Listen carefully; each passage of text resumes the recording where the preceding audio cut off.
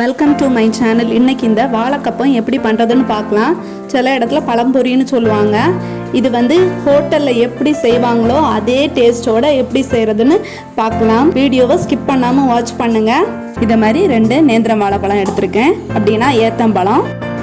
இப்போது நான் இந்த மாதிரி நீளமாக கட் பண்ணியிருக்கேன். பாதியாக கட் பண்ணி ஸ்லைஸாக கட் பண்ணியிருக்கேன். உங்களுக்கு வேணால் நீளமாக கட் பண்ணிக்கோங்க. கடையில் நீளமாக தான் கட் பண்ணி வச்சுருப்பாங்க. இப்போது இந்த மாதிரி ஒரு பாத்திரம் எடுத்துக்கோங்க. இப்போது ஒரு கரண்டி அளவுக்கு பழைய தோசை மாவு எடுத்துக்கோங்க. இப்போது நான் 2 ஏலக்காய் நல்லா சதைச்சி எடுத்துருக்கேன். நீங்கள் ஏலக்காய் பவுடர் இருந்ததுன்னா பவுடர் எடுத்துக்கோங்க. இப்போது நான் ஒரு பிஞ்சு உப்பு போடுறேன். நீங்கள் வேணால் சோடா உப்பு போடலாம். உண்மையிலே கடையில் சோடா உப்பு தான் போடுவாங்க. கடையில் கலர் பவுடர் யூஸ் பண்ணுவாங்க. நான் இப்போது 1/4 டீஸ்பூன் மஞ்சத்தூள் யூஸ் பண்ணியிருக்கேன். இப்போ நான் 2 ஸ்பூன் சீனி யூஸ் பண்ணுறேன். உங்களுக்கு சுகர் கொஞ்சம் அதிகமாக வேணும்னா 3 ஸ்பூன் யூஸ் பண்ணிக்கோங்க. நான் இப்போது 1 கப்பு மைதா மாவு எடுத்திருக்கேன்.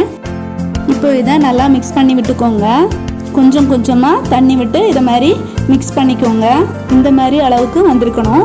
இப்போ கலர் கம்மியாக இருக்கனால நான் கொஞ்சம் கூட மஞ்சத்தூள் போட்டுக்கிறேன். இந்த மாதிரி பதத்தில் வந்திருக்கணும். எக்ஸ்ட்ரா தண்ணி ஊற்றாதீங்க, பிறகு ஒழுங்காக வராது. இப்போது எண்ணெயை ஸ்டவ்வில் வச்சுட்டு ஸ்டவ் ஆன் பண்ணிக்கோங்க.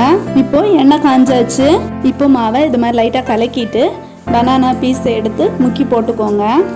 எங்கள் வீடியோ பிடிச்சிருந்துன்னா கண்டிப்பாக லைக் பண்ணுங்கள், ஷேர் பண்ணுங்கள், கமெண்ட் பண்ணுங்கள். சப்ஸ்கிரைப் பண்ணாதவங்க சப்ஸ்கிரைப் பண்ணுங்கள். பக்கத்தில் இருக்க பெல் பட்டன் கிளிக் பண்ணி ஆல் கொடுத்துக்கோங்க. அப்போ தான் நாங்கள் போடுற வீடியோ எல்லாமே உடனடியாக உங்களுக்கு நோட்டிஃபிகேஷனில் வரும்.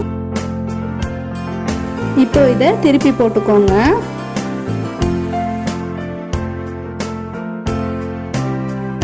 இப்போ இது ரெடி ஆயிடுச்சு. இப்போ இதை எடுக்கலாம்.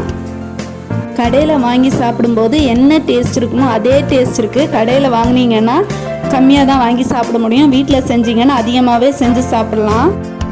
ஒருவேளை மாவு பேலன்ஸ் இருந்ததுன்னா வேஸ்ட் பண்ணாதீங்க. இதை மாதிரி சுட்டு சாப்பிடுங்க. Thank you friends.